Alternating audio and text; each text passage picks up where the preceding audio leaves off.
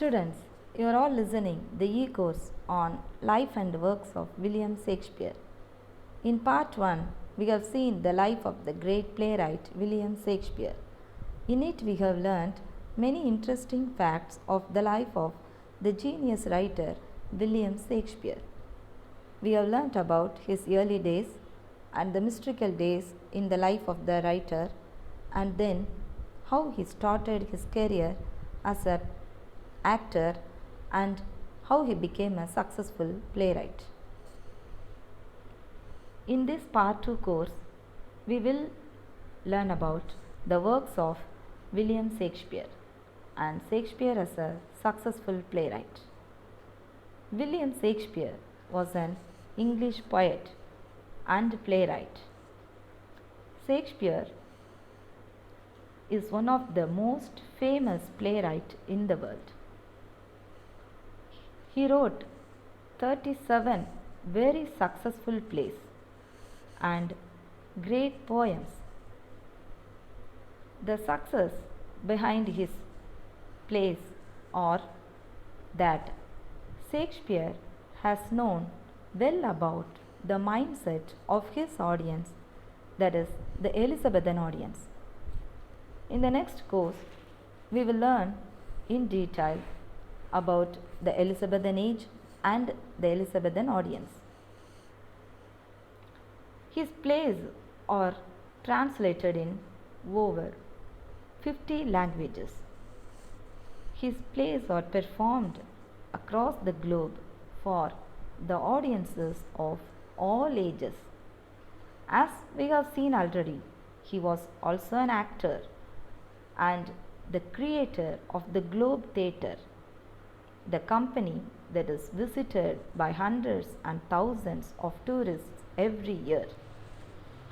His works span tragedy, comedy, and history.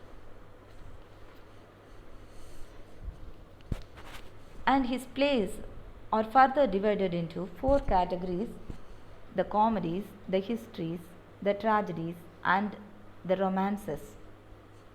Now we will know more about the categories that Shakespeare works fall into.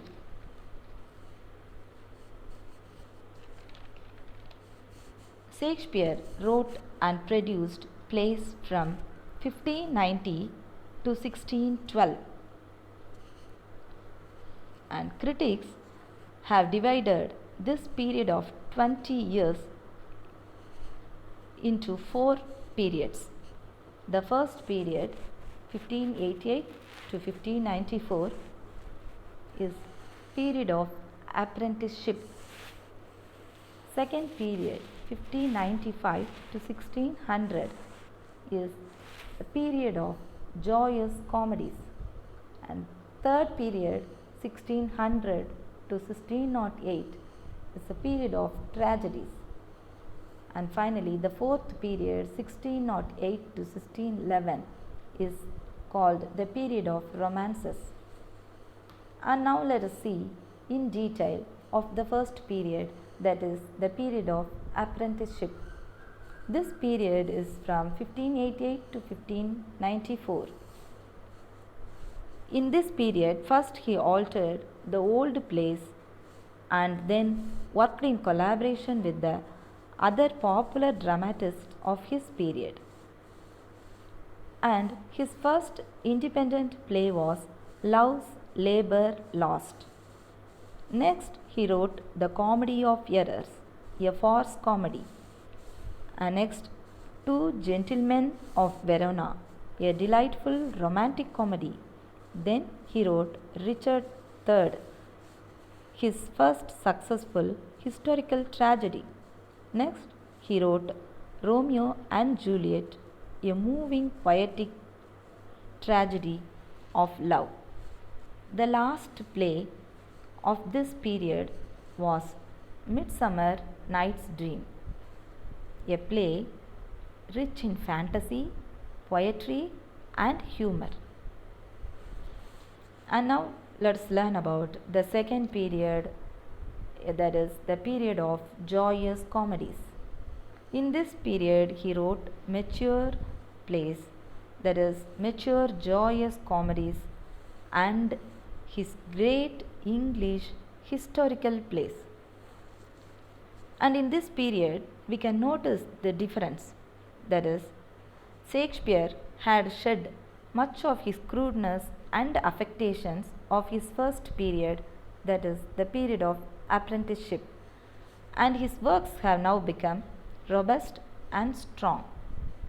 And in this period he wrote his exquisitely delightful romantic comedies, Much Ado About Nothing, As You Like It, Twelfth Night, and Merchant of Venice.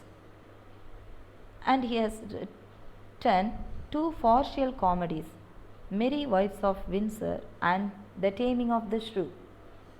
And next he also written his great English histories, Richard II, Henry IV, and Henry V. And these historical plays unroll before our eyes the splendid panorama of the history of England. The third period, that is the period of tragedies, and this period is from 1600 to 1608, and it is marked by the production of four great tragedies, Othello, Macbeth, Hamlet, and King Lear. And he has also written great Roman plays in this period, Julius Caesar, Antony and Cleopatra, and Coriolanus. And his dark comedies in this period are All's Well That Ends Well, Measure for Measure, and Troilus and Cressida. Now we have come to the next and last period of his career, that is the fourth period, the period of romances. This period is from 1608 to 1611, and this period is marked by his great dramatic romances, Pericles, Cymbeline, The Winter's Tale, and The Tempest. And in this place we can see the dramatis serenity after the darkness and tragic suffering of his great tragedy. The resume of Shakespeare's creative work is not complete without mentioning his great poems. His first publication was Venus and Adonis in 1593 and The Rape of Lucrece in 1594.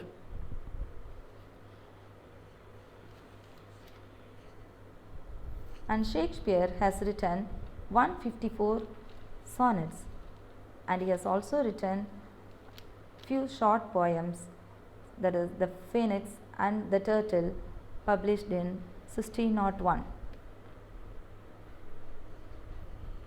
Shakespeare is widely recognized as the greatest English poet.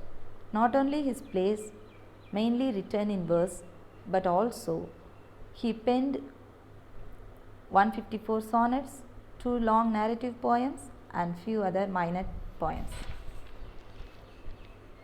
Now let us have a small recap of what we have seen in this lecture. First, in this part 2, we have seen about Shakespeare's works, that is his works main divisions, tragedy, comedy, and history, and how then it's further divided into comedies, histories, and the tragedies and romances, and then his how his career is divided into 4 periods, that is the period of apprenticeship, period of joyous comedies, period of tragedies, and period of romances, and then what are the plays written in all those 4 periods, and then how famous poet Shakespeare or Shakespeare is, and then what are the poems he has written. All this we have seen in this part 2 course, and we will meet in the next course. Thank you for watching. Stay home, stay safe.